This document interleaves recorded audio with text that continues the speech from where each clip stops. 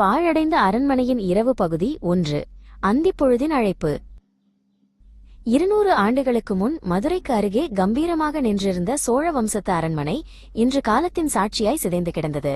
ஒரு காலத்தில் இசை, நாட்டியம், கொண்டாட்டங்கள் என உயிரோட்டத்துடன் இருந்த அதன் சுவர்கள் இப்போது மௌனத்தின் மொழியை மட்டுமே பேசின.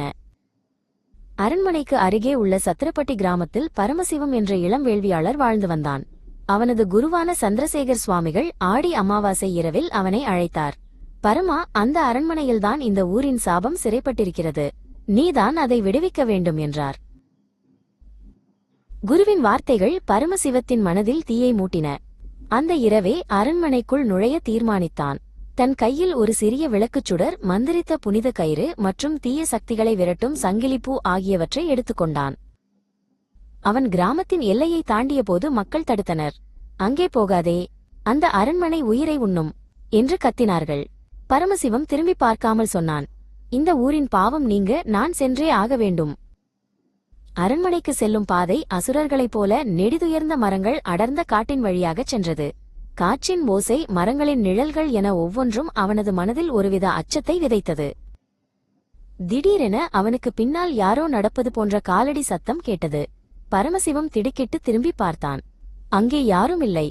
இருளை தவிர வேறு எதுவும் அவன் கண்களுக்கு தெரியவில்லை.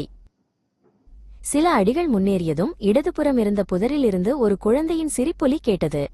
அந்தச் சத்தம் அவனது இதயத்தை உறைய வைத்தது. பரமசிவம் கையில் இருந்த சங்கிலிப்பூவை உயர்த்தியபடி ஓம் நம சிவாய என்று உரக்க ஜபித்தான். 1 மணி நேர பயணத்திற்குப் பிறகு அரண்மனையின் சிதைந்த வாயிலை அடைந்தான். பாதியளவு திறந்திருந்த அதன் இரும்பு கதவு காற்றில் மோதி கீச் என்ற ஓசையை எழுப்பியது. அது அந்த இரவின் அமைதியை கிழித்தது. அவன் உள்ளே நுழைந்தபோது ஒரு விசித்திரமான சக்தி அவனை வரவேற்பது போல உணர்ந்தான். அது வெறும் இருட்டல்ல, யாரோ தன்னை கண்காணிப்பது போன்ற உணர்வு. அரண்மனையின் மையத்தில் ஒரு பெரிய நடன மண்டபம் இருந்தது. திடீரென்று மண்டபத்தில் வீசிய காற்று நின்றது. எங்கிருந்தோ ஒரு சோகமான இசை மெல்ல ஒலிக்கத் தொடங்கியது. சிதைந்த ஜன்னல் வழியாக வந்த நிலவொளி மண்டபத்தின் நடுவில் மெல்ல ஒரு உருவத்தை உருவாக்கியது. அந்த உருவம் முழுமை பெற்றது. வெள்ளை நிற ஆடையில், கைகளில் கங்கணங்களுடன், கண்களில் தீராத சோகத்துடன் அவள் நின்றாள். அவள்தான் 2 நூற்றாண்டுகளுக்கு முன் கொல்லப்பட்ட இளவரசி அமுதவல்லி.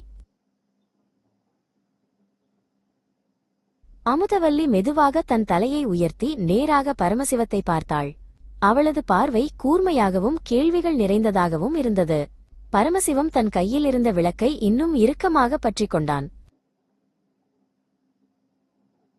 பரமசிவத்தின் இதயம் வேகமாக அடித்தாலும் அவன் தன் பார்வையை திருப்பவில்லை. குருவின் வார்த்தைகளை மனதில் நினைத்துக்கொண்டு அந்த ஆவியின் கண்களை அச்சமின்றி சந்தித்தான். அமுதவல்லியின் குரல் ஒரு எதிரொலியைப் போல மண்டபம் முழுவதும் கேட்டது. அது கோபத்தின் குரல் அல்ல, வலியின் குரல். 2 நூற்றாண்டுகளாக என் சாபம் முடியவில்லை என்று அவள் சோகத்துடன் கூறினாள். அவள் தன் வாக்கியத்தை முடித்தாள். யார் நீ? என் சாபத்தின் கதவை உடைக்க வந்தவனா அல்லது என் இரவுக்கு இரையாக வந்தவனா? ஏன் இங்கே வந்தாய்? அந்த கேள்வி அந்த மண்டபத்தின் நிசப்தத்தில் உறைந்து நின்றது.